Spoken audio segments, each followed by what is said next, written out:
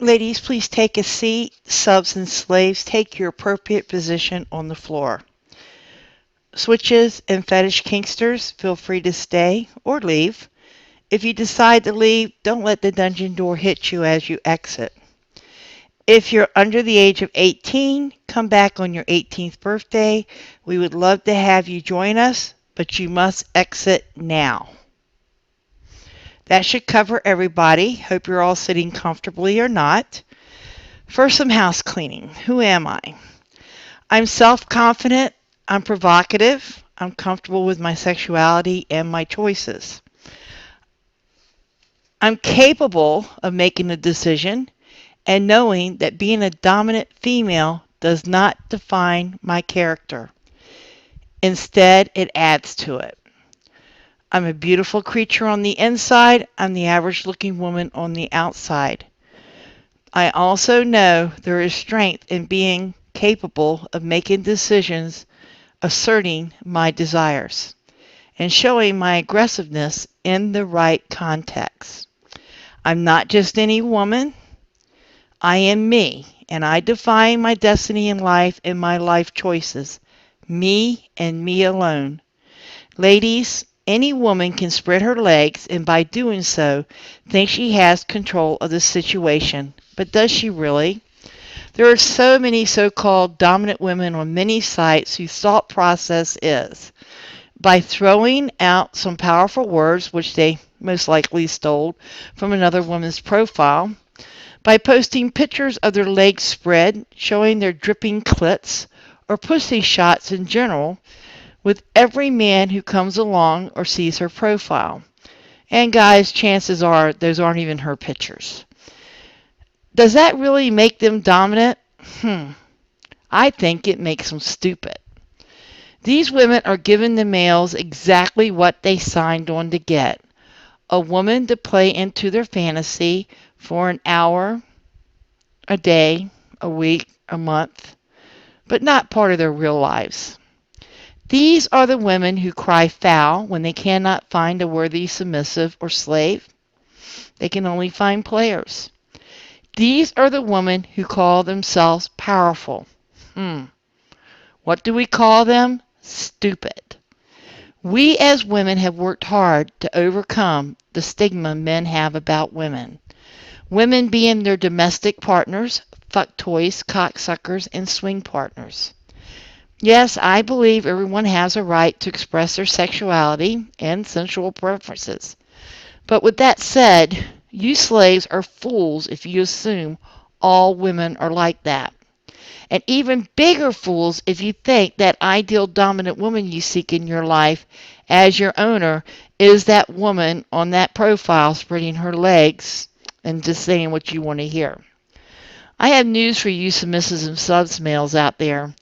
A real woman will demand respect. They will deny you sexual pleasure. They will lock you up so tightly, take full control of your every move, and never release your sorry ass. They will make you accountable for everything in your life. As for me and my world, being any man's fuck partner is not going to happen. And I'm never going to suck your cock. I'm strict, I'm structured, I'm loving, I'm caring, I'm nourishing, and I'm very controlling. Let me make this very clear. I do not hate men, nor hold a grudge against men in general. I do have a very low tolerance for ill-mannered fools, male and female alike. Now, by the way, those thinking that I must be a lesbian, I have nothing against lesbians, but I'm what people consider straight. I'm not frigid. Mental stimulation and the total power exchange is far more stimulating to me than being fucked. So why bother faking it? Now let's talk about BDSM. BDSM is not about sex. It's about power and control. The total power exchange, which is consensually given and taken. While a lot of it can be sexual to some, it's not the driving force. BDSM is short for bondage and discipline, that's your B and D. Dominance and submission, that's your Ds. Sadism and masochism, that's your being a sadist or a masochist. I'm a sadist. It turns me on in so many ways. Mentally, it's sexually stimulating. Intellectually, it stimulates my erotic brain. And we all know that's the greatest sex organ that you have in your body. Emotionally, it is what ties a dominant woman and a submissive slave together. Nothing gives me more pleasure than the reaction I get from my slave and to know I'm in control of that reaction, not them. I'm not only going to blame all the women for the shortcomings of many. I blame the submissive enslaved men as well. When you are subs and slaves, when are you going to learn it's not about you? I see it all the time, the grocery list of what they want, or what I call their entertainment list of what they seek to satisfy them. Guys, your slate should be clear with no expectations, but those set by the dominant woman. I see the same submissives in the slave males always whining that they cannot find the true dominant woman. Well, then get rid of your grocery list and stop contacting women who make it clear in many levels, online and elsewhere, that they're only here to play. Now, I note to you married guys, I'm talking about married guys, guys living with girls, whatever relationship you're in. You're out lurking on the internet, unknowingly to your wife or whoever your significant other is, while they're probably doing your laundry, bathing the kids, cooking your meals.